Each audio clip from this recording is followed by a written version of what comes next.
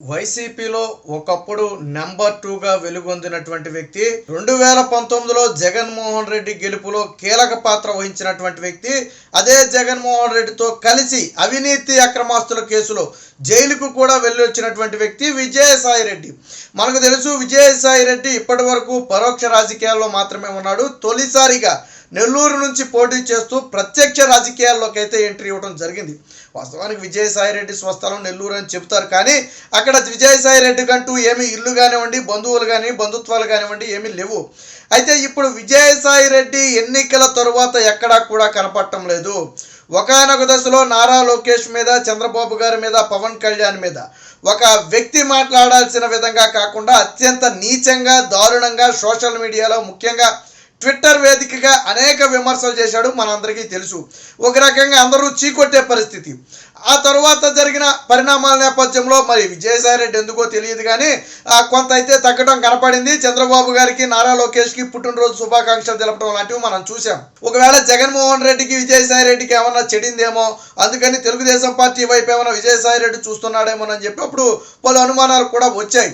అయితే తరువాత మళ్ళీ తన అసలు నైజం బయటపెట్టాడు. మళ్ళీ యథావిధిగా విమర్శలు చేయడంతో తెలుగుదేశం పార్టీ మీద, ముఖ్యంగా చంద్రబాబు, లోకేష్, పవన్ కళ్యాణ్ మీద తీవ్ర స్థాయిలో విమర్శలు చేయడం అందరూ చూసిన విషయమే. అయితే జగన్మోహన్ రెడ్డి గత్యంతరం లేని పరిస్థితుల్లో నెల్లూరు ఎంపీగా, వాస్తవానికి నెల్లూరు ఎంపీ ఎవరు దొరక్కపోతే విజయసాయిరెడ్డిని తీసుకురావాల్సి వచ్చింది. నెల్లూరు ఎంపీగా ప్రత్యక్ష రాజకీయాల్లో దింపారు. అప్పుడు విజయసాయిరెడ్డి పాపం అందరికీ చెప్పుకున్నాడు, నేను నెల్లూరు వాసినే, నేను పుట్టి పెరిగింది ఇక్కడే, మా స్వస్థలం ఇక్కడే ఉంది, కాబట్టి నన్ను నమ్మండి, నేను మీలో ఒకటిగా ఉంటాను, ఇక నెల్లూరుని వదిలి నేను పోను, గెలిచినా ఓడినా నేను నెల్లూరులోనే ఉంటానని చెప్పి విజయసాయిరెడ్డి ప్రజలను నమ్మించే ప్రయత్నం చేశాడు. సరే, నమ్మిన వాళ్ళు నమ్మి ఉంటారు, నమ్మని వాళ్ళు నమ్మరు అనుకోండి, ఓకే. ఎంతమంది ఓటేశారు, విజయసాయిరెడ్డి గెలుస్తాడా లేదనేది కాసేపు పక్కన పెడదాం. కానీ ఎన్నికల ఫలితాల తర్వాత విజయసాయిరెడ్డి నోరు మూగబోయింది.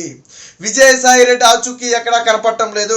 అసలు దేశంలో ఉన్నాడా లేదా విదేశాలకు వెళ్ళిపోయాడా?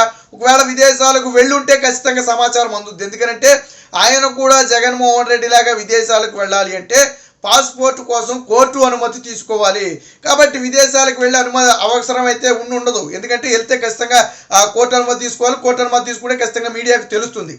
కానీ విజయసాయిరెడ్డి అజ్ఞాతంలో ఉన్నాడు. ఎందుకు అజ్ఞాతంలో ఉన్నాడు? అసలు విజయసాయిరెడ్డి తన మాటలన్నీ కూడా మోగబోయాయి. ఎక్కడా ఎన్నికల తర్వాత మీడియా ముందు కనపడలేదు. ఆ రోజు ఓటు వేసిన తర్వాత ఈ రోజు వరకు కూడా విజయసాయిరెడ్డి అనే పేరే ఎక్కడా వినపడని పరిస్థితి. ఒకవేళ నిజంగా విజయసాయిరెడ్డి గెలిచే పరిస్థితే ఉంటే, లేదా వైసీపీ గెలిచే పరిస్థితి ఉంటే విజయసాయిరెడ్డి ఇలా అజ్ఞాతంలోకి వెళ్ళే పరిస్థితి ఉండదు.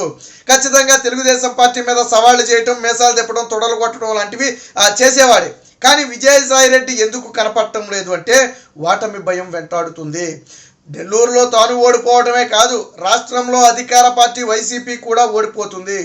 సో పార్టీ ఓడిపోయిన తర్వాత మన భవిష్యత్తు ఏంటి, మన ఆర్థిక మూలాల మీద దెబ్బ కొడితే ఏ విధంగా ఏంటి పరిస్థితి అనే దాని మీద మల్ల గుల్లాలు పడుతున్నట్టుగా తెలుస్తుంది. అవసరమైతే బీజేపీలోకి దూకటానికి కూడా వెనకడుగు వేయని పరిస్థితి. నిజంగా రేపొద్దున కూటమి అధికారంలోకి వచ్చి విజయసాయిరెడ్డికి ఇబ్బంది అనుకుంటే ఖచ్చితంగా బీజేపీ పార్టీ సపోర్ట్ తీసుకుని బీజేపీ పార్టీలో కూడా దూకుతాడు. ఎందుకంటే డబ్బున్న వ్యక్తి పార్టీ ఫండ్ కింద ఇచ్చేసి ఖచ్చితంగా ఆ బీజేపీ తీర్థం పుచ్చుకున్నా మనం ఆశ్చర్యపోవాల్సిన అవసరం లేదు.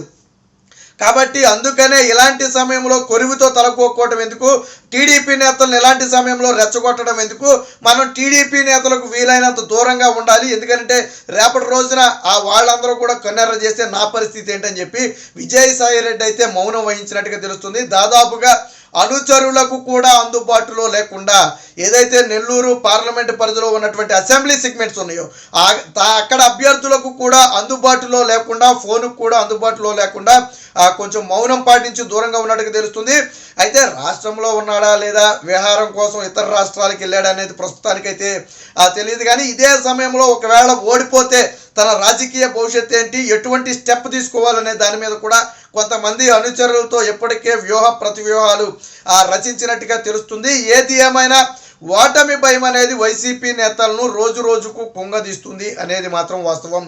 ఈరోజు నెంబర్ 2గా ఉండి ప్రత్యర్థులను చెడుగుడాడేటటువంటి విజయసాయిరెడ్డి నోరు మెదపటం లేదు అంటే అజ్ఞాతంలోకి పారిపోయాడు అంటే అసలు బాహ్య ప్రపంచానికి కనపడకుండా వైసీపీ నేతలకు కూడా అందుబాటులో లేకుండా వెళ్ళిపోయాడు అంటే ఈవెన్ నిన్న జగన్మోహన్ రెడ్డి లండన్ పర్యటనకు వెళ్ళే సమయంలో కూడా కనీసం వీడ్కోలు పలకటానికి కూడా విజయసాయిరెడ్డి రాలేదు. వాస్తవానికి జగన్మోహన్ రెడ్డి వెన్నంటే ఉండే వ్యక్తి విజయసాయిరెడ్డి. సరే, తరువాత జరిగిన పరిణామాల నేపథ్యంలో జగన్మోహన్ రెడ్డికి విజయసాయిరెడ్డికి గ్యాప్ వచ్చింది. ఆ పెద్దిరెడ్డి రామచంద్రారెడ్డి, సజ్జల రామకృష్ణారెడ్డి లాంటి వాళ్ళను చేరదీసిన నేపథ్యంలో విజయసాయిరెడ్డిని కొంచెం దూరం పెట్టిన మాట వాస్తవం. ఆయన పవర్స్ కట్ చేసిన మాట వాస్తవం. బట్ 24 ఎన్నికల టయానికి మళ్ళీ ఆ విజయసాయిరెడ్డి అయితే ఫామ్లోకి రావడం జరిగింది. వాస్తవానికి నిన్న లండన్ వెళ్ళేటప్పుడు జగన్మోహన్ రెడ్డి విజయసాయిరెడ్డి ఆ వీడ్కోలు పలకడానికి కనీసం ఆ విమానం దగ్గరికి ఎయిర్పోర్ట్ కన్నా వచ్చి ఉండాలి. కానీ నిన్న విజయసాయిరెడ్డి అక్కడ కూడా ఎక్కడా కనపడం లేదు. అంటే జగన్మోహన్ రెడ్డిని కలిసేందుకు కానీ జగన్మోహన్ రెడ్డితో మాట్లాడేందుకు కానీ ఆ విజయసాయిరెడ్డి సుముఖంగా లేనట్టుగా అయితే మనకి తెలుస్తుంది. ఎందుకంటే జగన్మోహన్ రెడ్డితో దూరం పాటిస్తేనే నాకు భవిష్యత్తులో మంచిది అని ఏమైనా అనుకున్నాడేమో తెలియదు. కానీ మొత్తంగా ఇప్పుడు రాష్ట్ర వ్యాప్తంగా విజయసాయిరెడ్డి అజ్ఞాతంలోకి వెళ్ళిపోయాడు అన్న వార్త ఏదైతే ఉందో అది సోషల్ మీడియాలో అయితే పూర్తిగా హల్చల్ చేస్తుంది.